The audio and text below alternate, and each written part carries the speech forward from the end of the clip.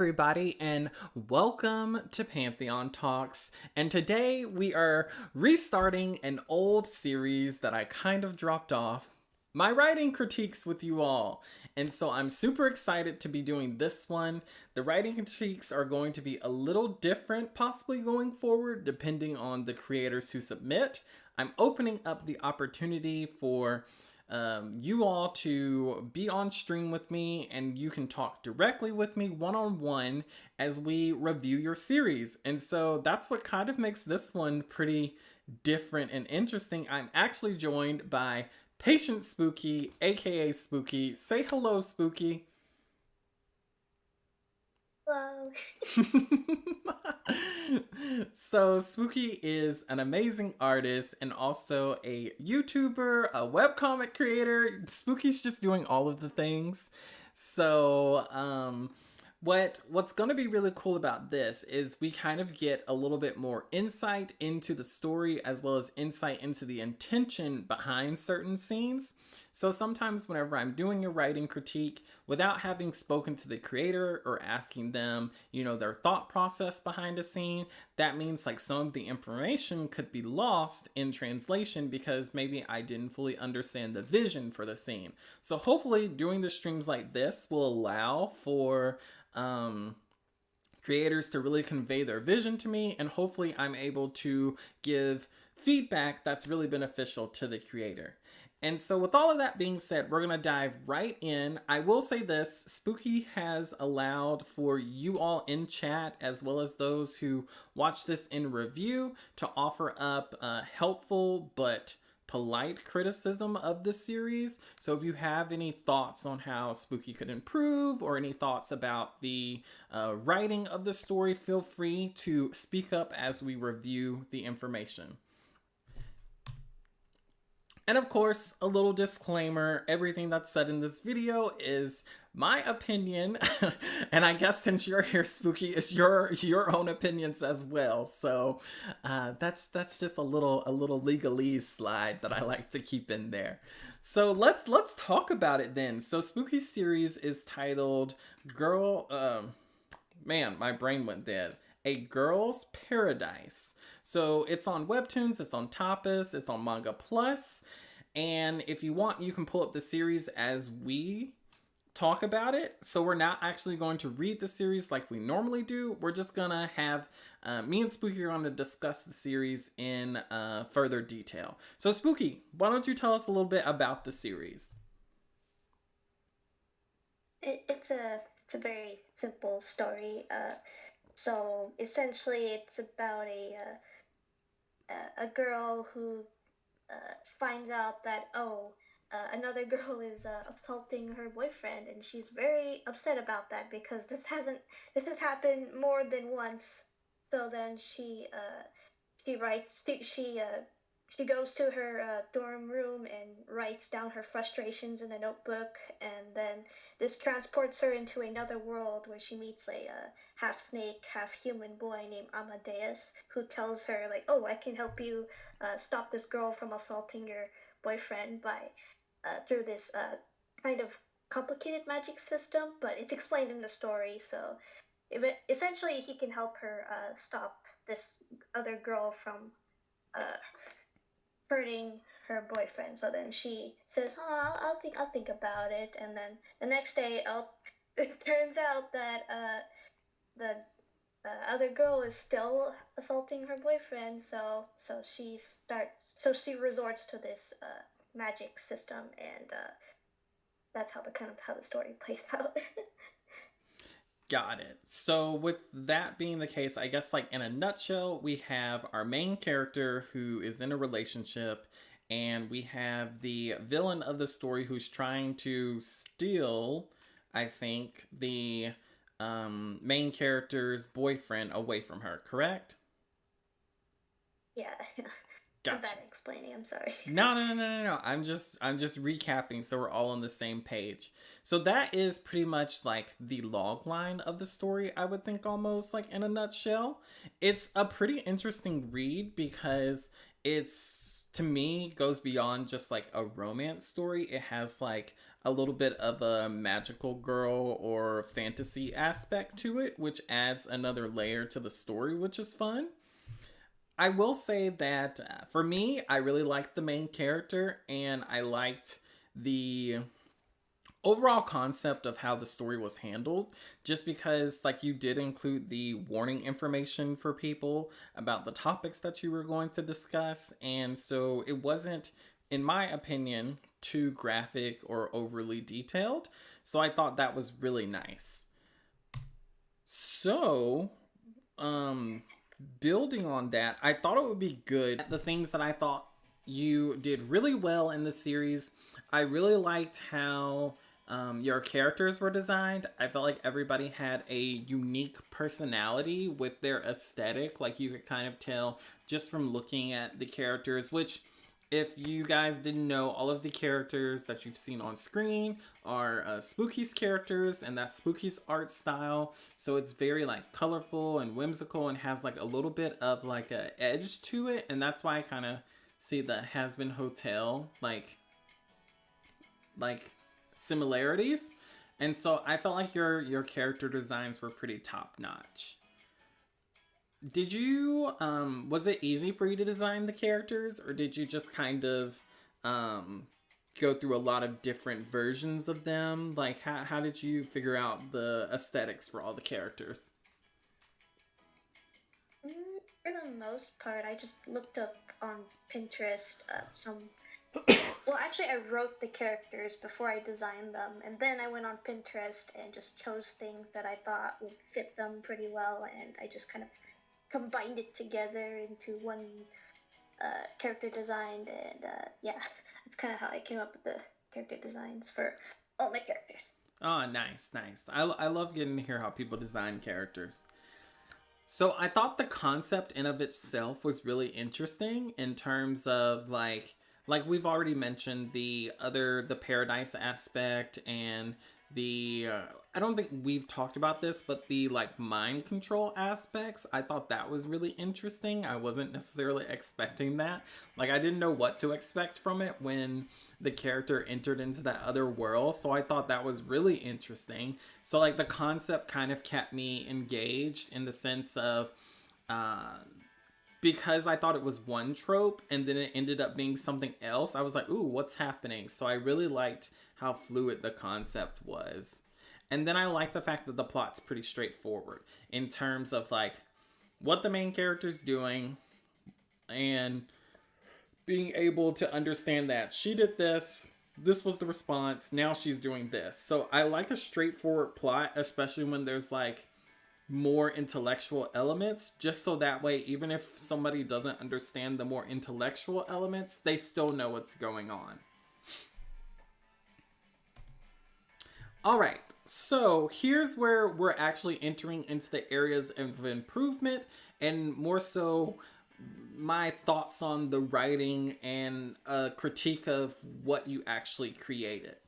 So I didn't necessarily understand any of the characters' motivations, and I know it's hard to write that in a short story, especially one where you're limited to 60 panels.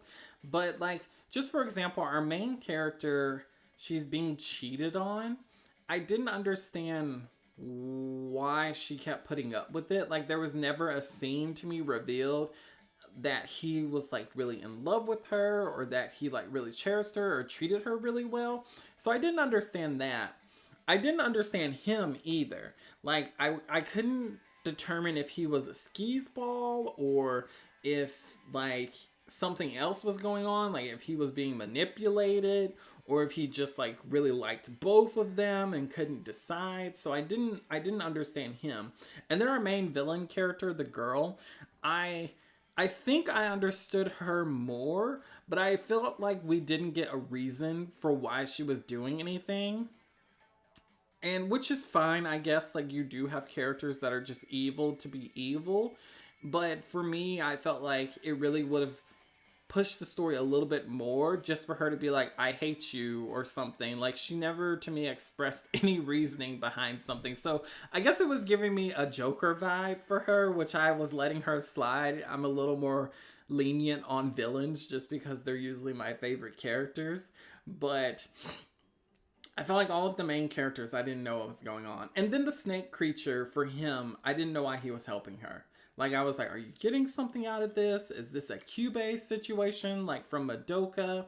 And so I felt like maybe the motivations could have been like a little clearer. Like, I understood the actions. I read the actions. I saw what they were doing. But I needed to understand, like, the internal for the character. Why is the character doing this? So the ending, which did that make sense before I move to the next point? Oh yeah, 1000%. Yeah, I'm nodding along Oh, okay, cool, cool, with cool, everything you cool. said. Gotcha. So the ending, when I made it to the ending, let me tell you what I thought was going on. And so maybe this will help you understand like my perspective of why I'm coming to these conclusions as well. So when I was reading it initially, her boyfriend, the male character, seemed like he was under a spell. So I thought that when you introduced the paradise aspect, that the villain girl had manipulated his paradise somehow and was forcing him to do stuff with her against his will, because he never looked happy doing it. But he also never looked happy with our main character. So that confused me until the last episode. But when we got to the last episode, he was so like happy and excited. It seemed out of character for him, like a spell had been broken. And so I would have liked, like, I was really thinking that the twist was going to be that the villain girl was forcing him to perform those actions with her to upset this other girl. And now that the girl had finally defeated the main villain, that she destroyed her paradise and then fixed her boyfriend's paradise. And so that's why everything came full circle and was like happy and working. But like that wasn't explained from what I understood. So the ending was just kind of like she defeated the girl called and was like, I'm never showing up again. And that was it. And they lived happily ever after.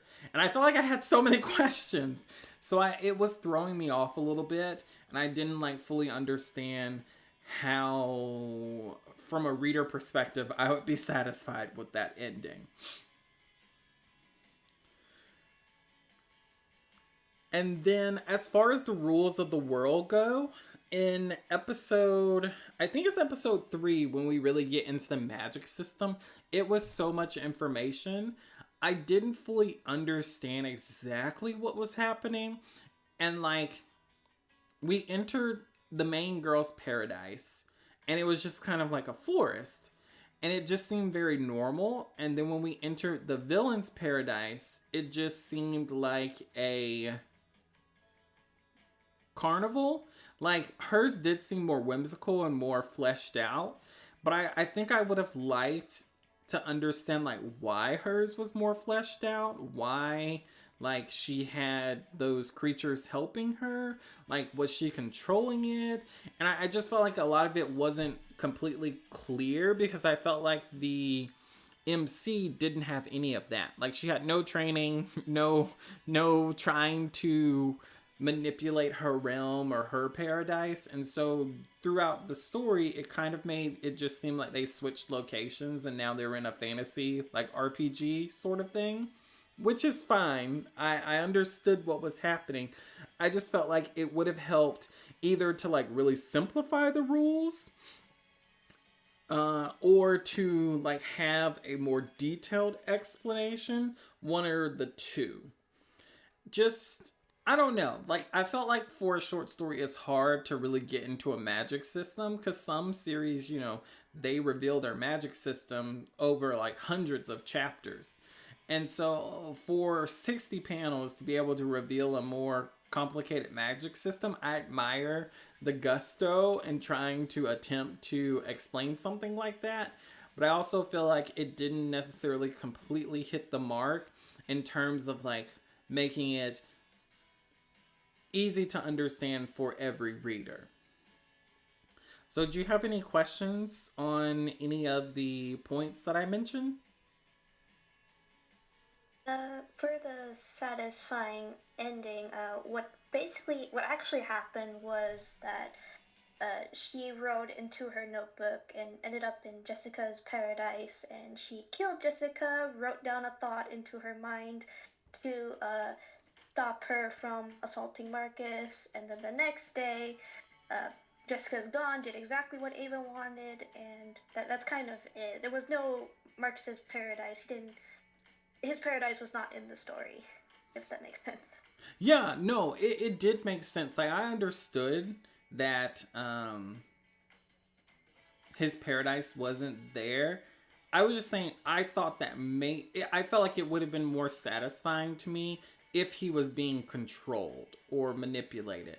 Because it just didn't make sense to me. That's why I was saying about the character motivations, why he was behaving the way he was behaving. And then I felt like it would have justified it maybe a little bit for the MC if he was being mind controlled. Because you mentioned in the lore, I think that like if someone manipulates someone's paradise, it could like adjust them for the rest of their life or something. And so I was like, maybe he can't resist her because what she did to him. Like, I'm not saying that's the way you were going with the story. I'm just saying that would have made more sense to me opposed to she just defeated her and now he's a good guy. Yeah, I do feel like Marx's character was the weakest aspect of the story. Uh, yeah, I probably should have given him more stuff to do. Yeah, just the I would have liked just the like simple motivation for him. He was definitely um a character that I would have liked to understand a little bit more in the series. So, since this was a short story, I feel like I was able to get into a little bit of a breakdown for each episode and things that I thought could be improved. So, for episode 1, I thought that the writing style, the dialogue seemed off. Not necessarily in the way that, like, the sentences, like, not that the sentences were wrong, it just didn't seem like completely accurate sometimes. Like the word choice seemed off. And I wasn't sure if you were going for something specific, like a certain type of speaking, but sometimes the words just, the word choice seemed wrong to me. So I wasn't sure if like you were using Grammarly or using any sort, like having anybody read over it, or if maybe English wasn't your first language, or if there was something going on in that area. So I just kind of wanted to note that sometimes, not all the time, but a few sentences here and there, just the word choice seemed off.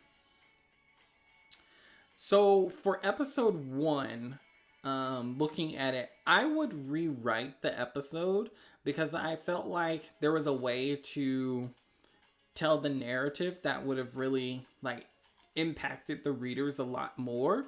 And I think it would have been cool, like for instance, if you told the story from another character's perspective in the beginning and then had like a shock reveal at the end that would really motivate readers to look at the second episode. So my idea was the story could have been told from like the blonde girl's perspective in the beginning. Like you could have been following her and she could have made the audience feel like she's like madly in love with the main character, not the main character, the main character's boyfriend. And then it's revealed at the end that that's not her boyfriend and that she's just like a terrible person. And so now we have like a strong reaction from the audience to that blonde character that she's just complete trash. Like, and I'm not saying you didn't do that. I'm just saying like I felt like a restructuring of the episode would have really been really cool in terms of like the audience reading it. Hi Jess. So episode 2, this was an episode where I thought it was pretty exposition heavy. There was a lot of talking heads and a lot of, I don't know, recycled panels, I think. I think it would have been nice for like some very like clarifying sentences and some simplification of the magic system if possible. Like, I don't know where you could simplify the magic system since it is complicated, but if there was any way to like make things just like, you know, black and white, very simple, just for the context of the story, I think that would have been good and would have helped, like, with the back and forth talking heads. So that's where my suggestion would come in. Maybe some dynamic panels, and then really making like the world feel very magical. Like when we entered into, oh, I can't remember her name, and it was just on the screen. The main character's story. Ava. What was it? Ava. Yes, Ava. EVA.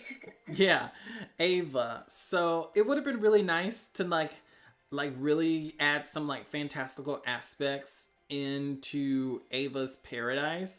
I know that would be a lot to draw, but maybe just one scene that like really like captured the magic of it would have been really cool. And then you could have gone back to the forest. Like, she's in a forest, but it's a magical forest. Sparkle. Like, that sort of vibe. Like, I felt like that would have been really cool and really have a lot of people invested in the otherworld aspect. Episode 3, I thought it would have been nice to have a few extra panels to like really let the readers marinate in the shocking emotions. So like when a scene happens that's really impactful, I feel like from what I've learned, it's nice to like let the readers sit there. So maybe if you have like two characters kissing, they kiss for like 4 panels or something, and so the readers are just like, oh my god grief, it's the moment I've been waiting for, or whatever emotion you're trying to convey. And so that way when they scroll to the next panel, they're still living in that moment and they can really feel those emotions that you're trying to convey in the series. So I think that would have been nice just to add a little bit of oomph. And I don't think you have to do that for like every emotion, but for really important ones, I feel like it would have been good in this episode.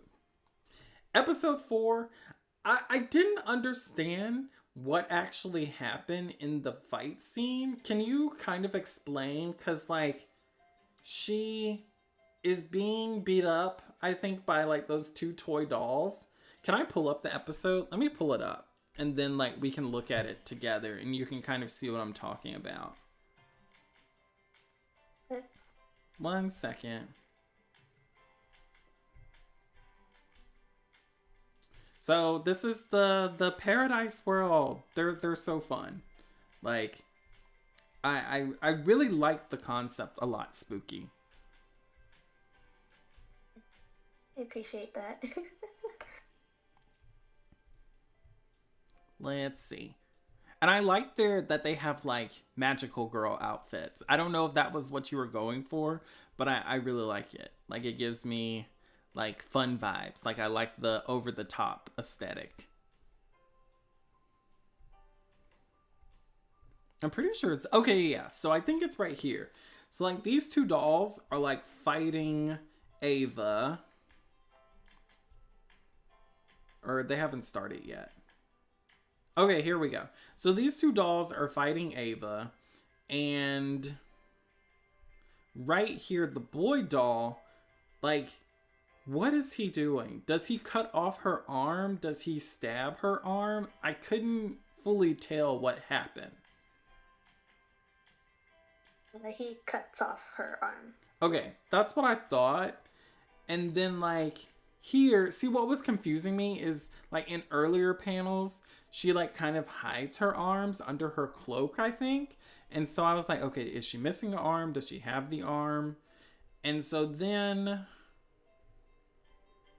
like I definitely knew she was injured because I see all the blood. All the blood. Where are we? I probably should have warned chat before showing those panels. Oh, I mean, we kind of warned them in the beginning. when you read the warning. But you're right. True. You're right. I probably should have thrown up another warning. Like, we're looking at this, guys. So right here, okay. Yeah. So he's going in to stab Ava, and I wasn't like, did he stab her here? She stabbed, right? No. No?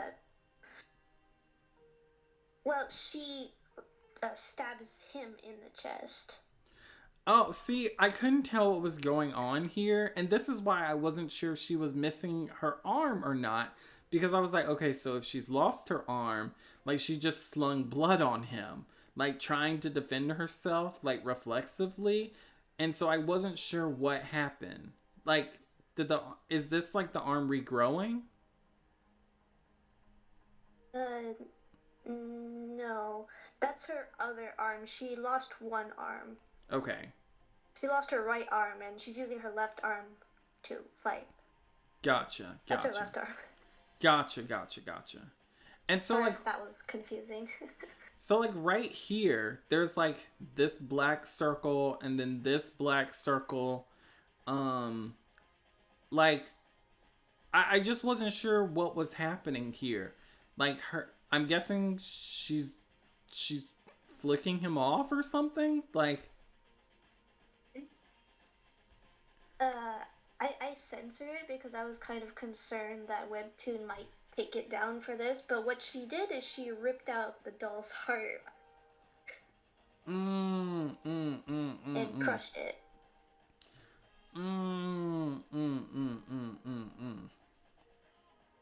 Okay. So that's where I think like I was thinking she was missing this arm.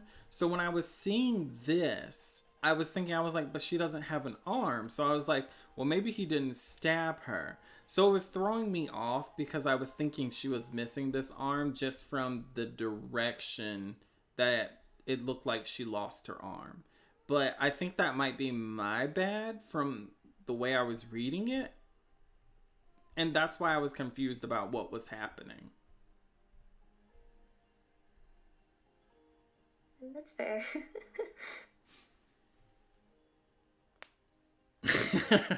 Yeah, Jess said Webtoon might not like the organ smashing. Okay. Yeah, I agree with that. So that was pretty much it. The only thing I said was you'll possibly add more panels that'll help. Maybe for the action scenes, like just to clarify things a little more and whatnot. But I think since it was censored, maybe that's what was throwing me off as well. I'm not sure in terms of like how to help that. So maybe like asking somebody who does action scenes to like look over that episode would be really helpful. And I said you could possibly add more dialogue, like if you didn't want to change anything, just to add maybe like a narrative explanation to like accompany the image so that people knew what was happening. But that was it for episode 4. Oh, Hugh said she can say something to indicate she's smashing her heart, like, let's see how well you can do without this. That's a good idea. And then just said, my friend's episode got taken down for knockout, flying teeth. Oh, man. So yeah, Webtoons is like out there taking people out.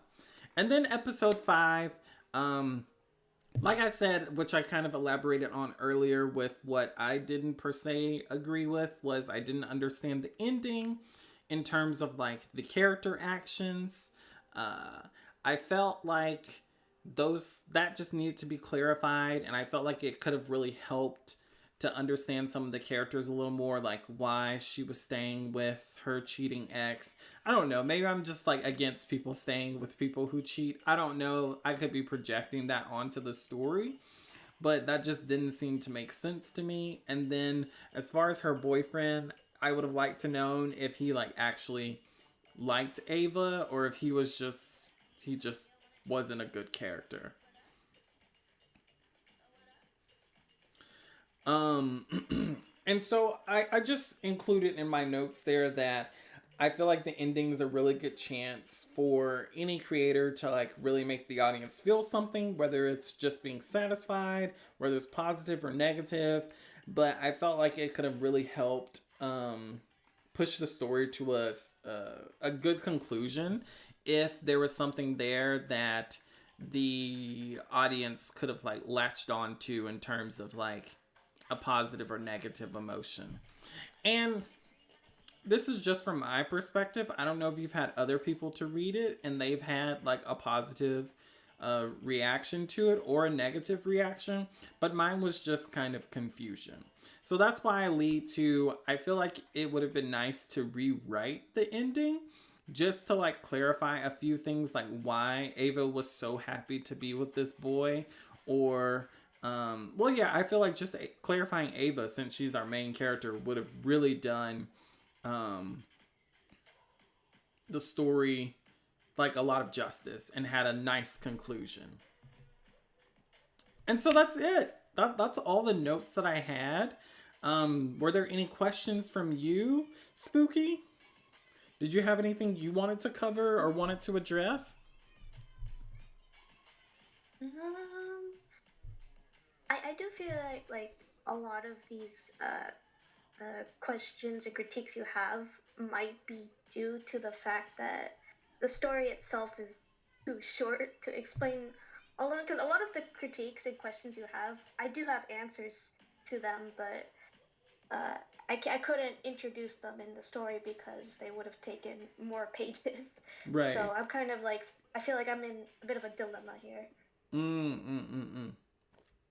Well, yeah. I mean, I don't think the story was bad or anything. I just felt like there was a little bit more clarification to add.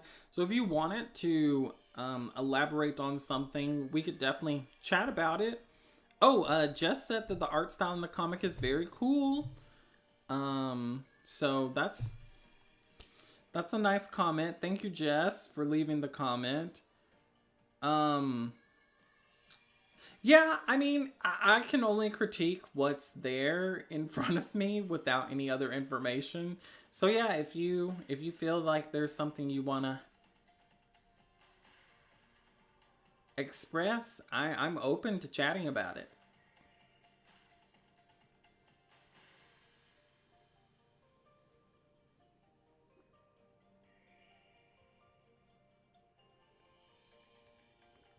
I agree, Jess. It is very hard to scale down a story. Hugh said the boyfriend is the typical anime harem protagonist. Can't speak for himself at all and lets girls throw themselves at him.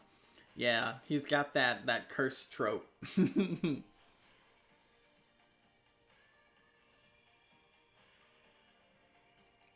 Oh, Hugh said, but that's what makes the whole interactions in the series fun.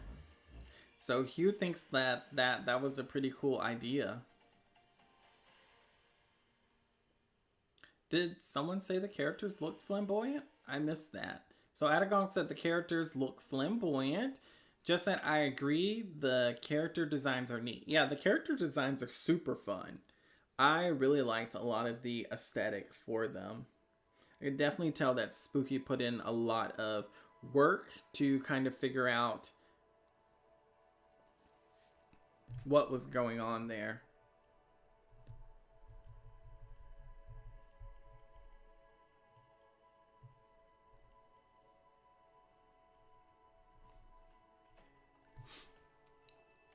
So, if if there aren't any more questions in terms about the series, thank you so much, Spooky. Chat, if you guys have any questions, this is your chance to ask them now or comments that you'd like to express. Personally, I'm really excited to see Spooky's next story. I really enjoyed all of the elements in the story and can't wait to see how the story's developed in the future. Who knows what future Girls Paradise information we'll get. Adagong said, Yeah, Spooky. I do plan on. Oh, go ahead. Oh, I do plan on like expanding on all of this for like the full series. I actually do have a lot of explanations for everything that happened in this one shot. This is kind of like the basic premise. For the full version, I plan on expanding everything, taking my time, fleshing out every single character and stuff. So, yeah. Oh, nice. Thank you, Spooky. Adagong said, "What inspired you to make this short story?"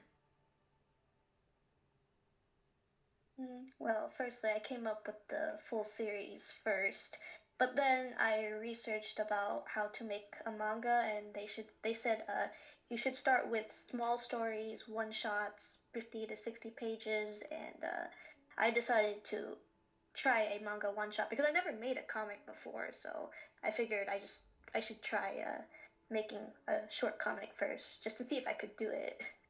So yeah. Yeah, yeah. It turned out so well too. Like, I'm pretty surprised it's your first story. I definitely thought you had worked on a comic before.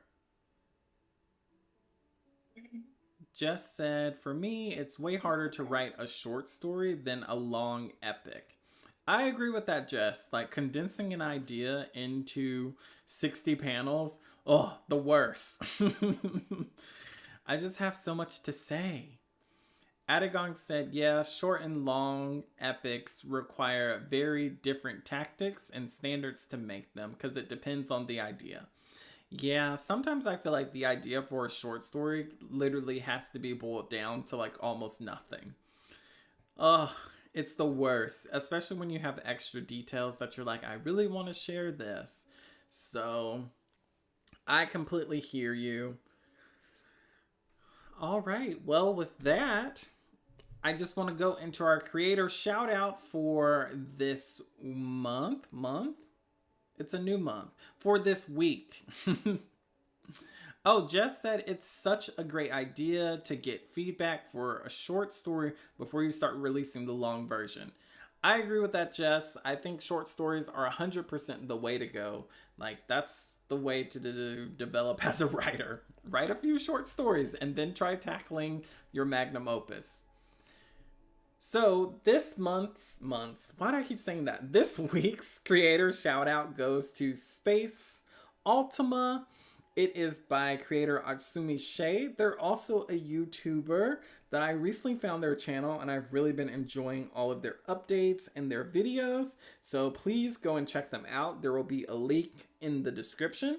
The summary is after exposure to a cosmic stone, are out. Sophie inherited abilities beyond our world. During a chance encounter with Zan, an arrogant stranger, she swept away to a faraway galaxy. Sophie, Zan, and the rest of the crew must defeat a growing threat to the universe, Scorpio. It won't be easy as Sophie overcomes challenges, relationships, and herself. So, if you guys haven't already checked this story out, please go ahead and look it up and be sure to tell Shay that I sent you. The question to the community for this video: what tips would you give to help creators improve their story? So I am very interested to see what you guys have to say. Leave your best tips and tricks down in the comments below. And with that, this is the end of the video. Thank you guys so much for coming. Please be sure to like, comment, and subscribe. A huge thank you to our patrons, and we will catch you all in the next video. A goodbye from me and Spooky, and another thank you to Spooky for coming on stream and letting me chat with you. Of course, it was a great time. Hopefully we'll have you back again soon, Spooky. Yeah. All right. This is really fun. I really appreciate Yeah. everybody for joining and all the nice compliments of my work and people giving their honest thoughts. I love that stuff a lot, and even though I may not like say very much, but I really appreciate it when people take the time to speak honestly about my work. I appreciate that a lot. Yes. Well, we're just so grateful to be able to have you on the stream, and then for you to, be so kind to let all of us, actually critique the story. So that's pretty brave and pretty awesome. So thank you, Spooky. We'll definitely have you on again. Maybe we'll have you on for a roundtable episode. We shall see. But the sky's the limits here. So thank you guys for being here. I will catch you all in the next video.